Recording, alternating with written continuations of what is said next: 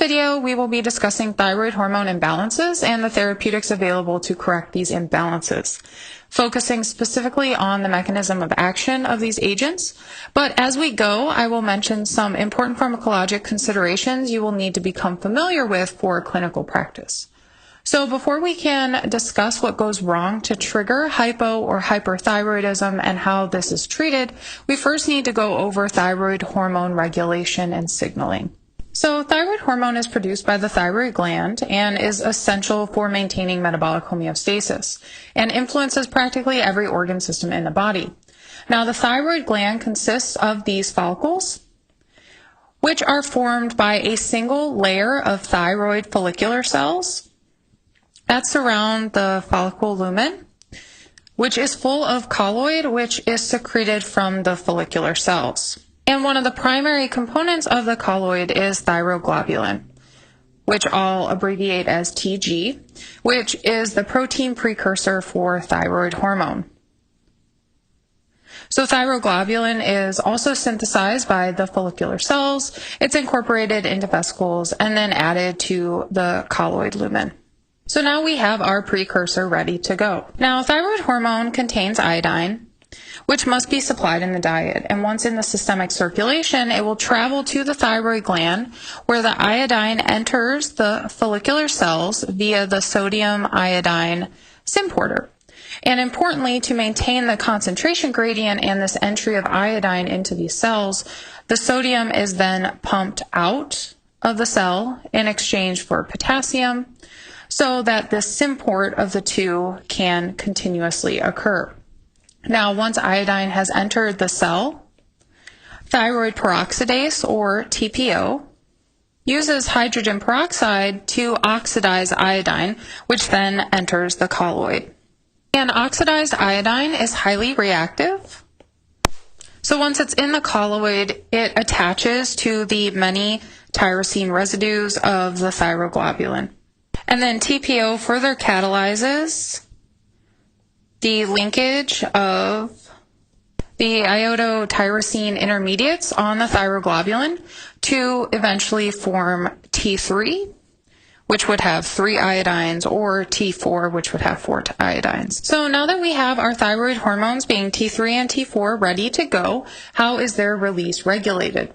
Well, the thyroid is part of the hypothalamus pituitary endocrine axis. So when needed, the hypothalamus will release thyrotropin releasing hormone, or TRH, which acts upon the anterior pituitary gland to trigger the release of thyrotropin, or thyroid stimulating hormone, or TSH.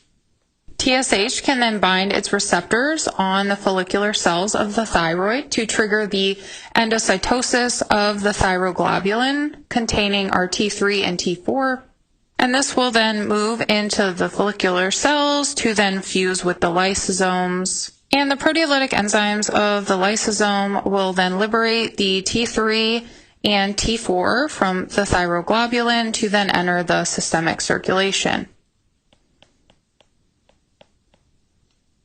And once in the systemic circulation, thyroid hormones will be nearly completely bound by thyroxine binding globulin, so only a very small portion of the hormones are free. And if the hormone is bound, they will be unable to get into their target cells, so they are essentially inactive. However, if they are free and unbound, then they'll be able to move freely and elicit their effects. So keep in mind that free equals active. Now, the majority of thyroid hormone is produced and released as T4, even though T3 is more potent and biologically active. And that is because T4 has a longer half-life, so it sticks around longer in the circulation. So when it's needed at the peripheral tissues, it can easily be cleaved by deiodinase enzymes to form the more active T3 when needed. If only T3 was released, it would be much more difficult for the body to regulate because it would always be active, but it wouldn't be around for very long because it has a much shorter half-life. So there's essentially no on-demand reservoir. So once T4 has been cleaved to T3, it can then enter the target cell to bind the thyroid hormone receptor, which will then lead to the regulation of gene expression. And lastly, remember the hypothalamus pituitary endocrine axis has a lot of built-in negative feedback loops. So when thyroid hormone levels are sufficient, these act as negative regulators on the anterior pituitary, turning off TSH release, as well as the hypothalamus turning off TRH secretion as well. So moving to the next slide. Now that we understand the normal synthesis, regulation, and signaling of thyroid hormones, let's discuss how thyroid hormone imbalances occur. And we will start off with hypothyroidism. And because Hashimoto's disease, which is an autoimmune mediated disease, is one of the most common causes of hypothyroidism, we will move forward with this as our example. So moving to the next slide. So hypothyroidism essentially is an underproduction of thyroid hormone, which can be from a number of causes. But in Hashimoto's, for example, components of the thyroid follicular cells are recognized as autoantigens, like the thyroid peroxidase or the thyroglobulin. And the body mounts an immune response, leading to the formation of autoantibodies that recognize the thyroglobulin and or the thyroid peroxidase in the thyroid follicular cells and leads to their destruction, and therefore a loss of thyroid hormone production. And this would be coupled with an elevated TSH because we have lost this negative feedback regulation, and this would also be paired with those characteristic signs and symptoms of hypothyroidism. Now, there is no way to restore the destroyed thyroid follicular cells, but we can provide exogenous thyroid hormone to the patient and titrate it to the appropriate level to give the intended effects at the target cells and turn off this elevated TSH.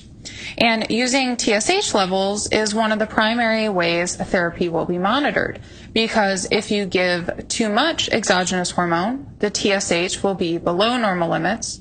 If you give too little, the TSH will remain elevated, and give just the right amount and you'll be within normal limits.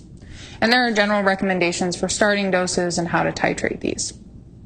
And these TSH levels will be coupled with free and total T3 and T4 levels to help guide therapy. And one thing I hope you notice as you're going through this case is that if you're looking at these normal ranges for these hormones, the normal ranges are pretty tight. And we're going to be trying to use exogenous thyroid hormones and treat the patient to get them into these tight ranges for hypothyroidism. And this is what is called a narrow therapeutic window.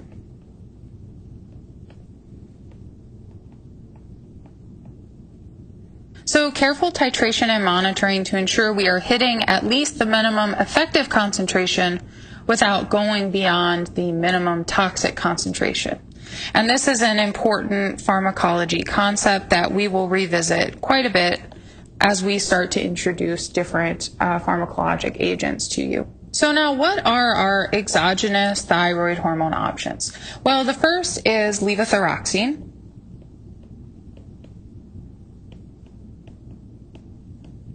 which is synthetic T4. And levothyroxine is the drug of choice for hypothyroidism because of three main reasons. So first, it allows the body to work as it would usually, where normally we really only have T4 available until it's needed. But when it is needed, it can be easily converted by our deiodinase enzymes to T3 to elicit its intended effects. So this provides that flexibility with dosing because we have that on-demand reservoir of T4. And also remember, the second reason is because it has a much longer half-life than T3. So it will hang around for longer and allow for once daily dosing. And the last reason is levothyroxine is very cheap. So even though levothyroxine is the drug of choice, there is synthetic T3 preparations called liothyronine.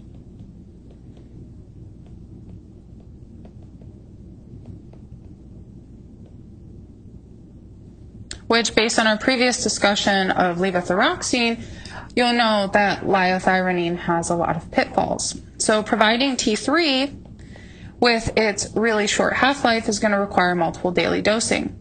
You also are now providing the active form of the drug and lose that on-demand flexibility of allowing the body to convert T4 to T3 when needed. So there is a lot of risk of over-treating the patient and trigger them into sort of thyrotoxicosis symptoms, especially since, remember, these are narrow therapeutic window drugs. And this agent is much more expensive. There are also therapeutic options that provide a combination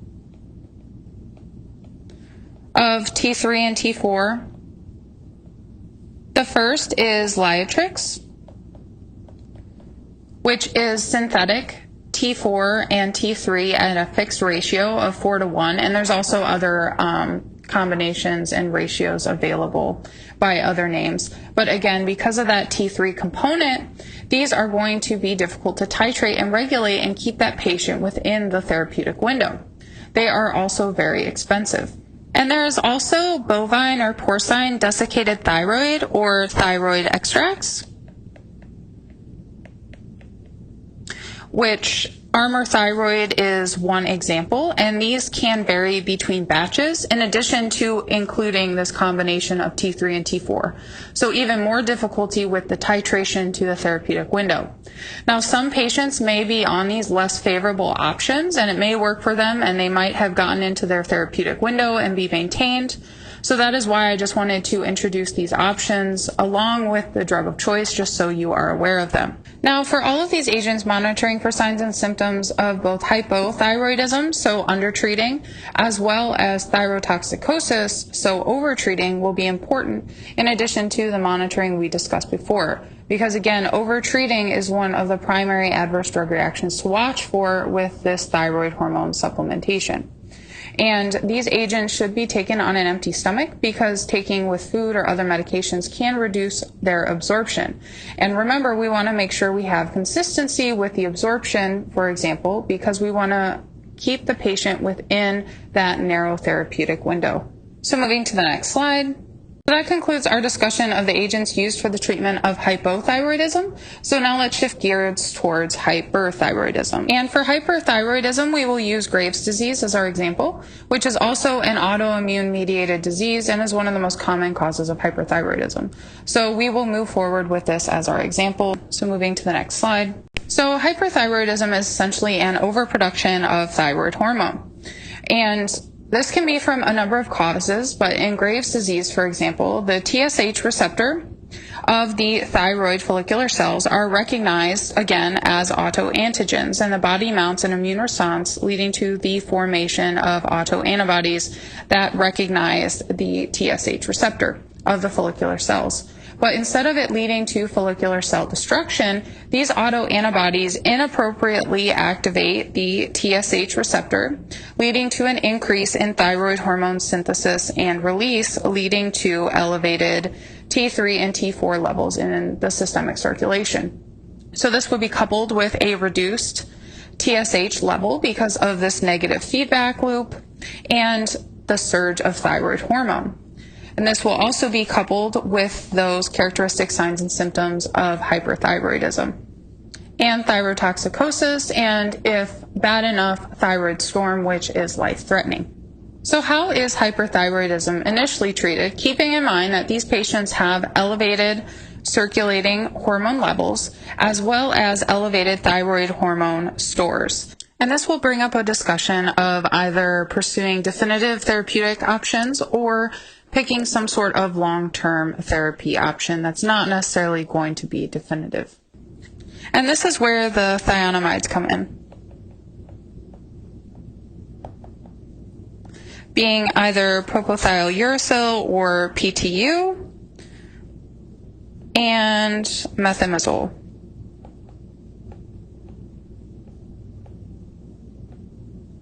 And both of these agents act to inhibit TPO, to prevent the iodination of thyroglobulin, prevent the linkage of the thyroid hormone precursors to become T3 and T4, so that these are no longer formed, and eventually this will deplete those thyroid hormone stores in the lumen.